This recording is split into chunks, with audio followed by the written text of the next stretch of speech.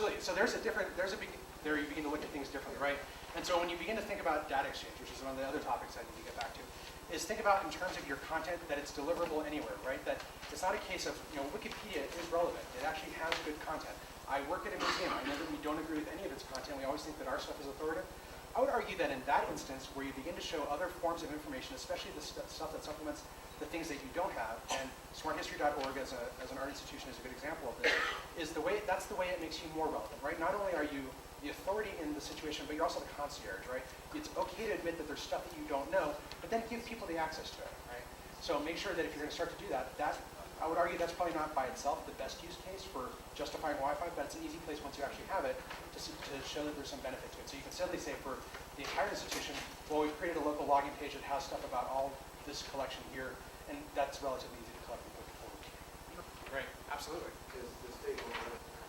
Is anybody trying to do any mobile computing stuff? David, I know you mentioned last night there was one. Has anybody else done any other mobile computing stuff? Does anybody want to do any mobile computing stuff? Yes. Why do you think you want to do it? I'm going to ask stupid questions like this over and over. And the thing I would suggest to many of you is that how many people have a website? Okay, so you already have a mobile platform for delivering stuff, right? So one of the bugaboos that's kind of going around right now is that with new devices that are out there, whether it be an iPhone, whether it be an iPad, whether it be an iPod Touch, whether it be a Droid device, you can create custom applications for it. Let that be your higher baseline of stuff. Make your low baseline point of stuff the content you're already delivering via the web.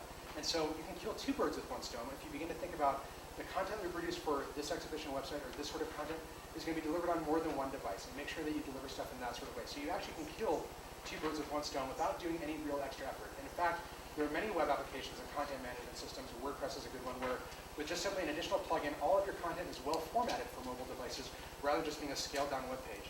And so that is relatively low threshold. So anybody that if you had a WordPress-based website, in 5 minutes you'd have a mobile version of that as well that's equally as rich and as engaging as other stuff.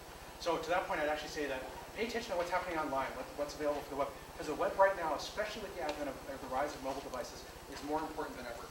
On the flip side of that, your building is also more important than ever. That you suddenly have a wealth of content that can be available that's there for it, but at the same time, your building is also less important than ever. Because once that stuff becomes mobile and you can begin to go outside of the institution, it means that I could be sitting up in Denver learning about your collections on whatever device I have handy to me. That it shouldn't matter that I'm doing a handheld experience necessarily in your galleries, just that I have access to that collection in the first place and that sort of information. So it's entirely viable for me to be sitting at the airport looking at stuff on my iPhone and surfing about the collections that are here, as opposed to actually being here and learning stuff that way. So open yourself up to the possibility that you're relevant beyond just the bounds of your institution. In terms of data exchange, the basic idea is really that you have these fundamental building blocks of all the sort of stuff that you do, that information about your collection, about the artwork, about it being digitized, all this sorts of content wants to be in a format that you can then share with other people. Because at the end of the day, you really want to end up thinking about frameworks of stuff. If you're thinking about that application, there are a number of other museums that are actually producing those sorts of applications. A good example is Indianapolis Museum of Art is producing a Tor front end that works on iPhones, and they've created a meta language called Turmoil, Tor ML, Tor meta language, which is really like HTML but describes spots on a tour. And so there's a case of where architecture may already exist, and all you have to do, if you've gone back to just producing content, you're flowing your content into their distribution model, and you can immediately take advantage of that. So just because you don't think you have the resources necessarily now to do that sort of stuff, think of it in terms of frameworks. So you have stuff that wants to be portable, that things that can be moved around. There probably exists some sort of outlet for that sort of stuff. You also end up having the delight of unintended consequences.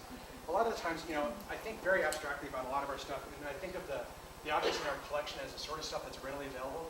The thing that actually ends up being nice at some point is when we think about some of this data exchange stuff, is other people will make use of that. We've alluded to that a little bit with some of the discussion about licensing, and Ken will attest to this, that the more readily you make stuff available about your institution, the more people will use it in ways that you don't expect. We've seen people make collages of our stuff. People have learned about portions of our collection that they didn't know existed otherwise. We've seen stuff repurposed and done in very nice ways that have created interesting use elsewhere throughout the country. So be open to the idea that you don't have to control everything that's a fundamental part of that, but rather there's always a potential of unintended consequences. It also extends the reach of the museum. A little bit more about social media. How many of you have friends? Social media in particular is one of those things that I think ends up sounding more complex than it actually is. We all know how to manage the relationships that we have, and we accept that we have different ways to talk to people around us. That there are some people that I email with, there are some people that I get on the phone with, some people I prefer to talk with in person. Social media is not really that much different than that. It just happens to use a layer of technology beyond that sort of stuff. And so really the way that you begin to engage with other people, you have an idea of how you present yourself to the rest of the world. That's really what that's the problem that you're actually trying to solve on the institutional level. Again, I like to go back to kind of what's the real world counterpart to this sort of stuff. And so I would then begin to say to you, anybody who's struggling with the idea of social media or what it should be done or how to use it effectively, if you know how to talk to your friends, you actually already know how to use social media effectively. It's the same sort of offers are. At some point, people find something that resonates for them. Or ultimately you say, there isn't necessarily one institutional voice, but rather you expose that, hey, here are 7 or 8 people from our institution that are engaging. People will find the person that's right for them, right? And they'll connect with it and then go to having a deeper relationship with the institution. So I think some of the situation you're talking about, yeah, that's the beginning stages of accepting that you want to deal with social media. I think everything changes a little bit, right? It's not necessarily the top-down driven PR view of an organization, but rather a bottom-up kind of emergent view of the multiple facets of the institution. And the more you get in the way of exposing that, the less kind of realistic that it feels, the more dishonest that whole relationship begins to appear to the outside world. So it's actually saying, embrace the diversity of the institution and make that work to your advantage, right? Make the questions go away by asking different kind of questions. How do we expose this multiple parts that we don't have to worry about, hey, this person's going to leave. It all goes away with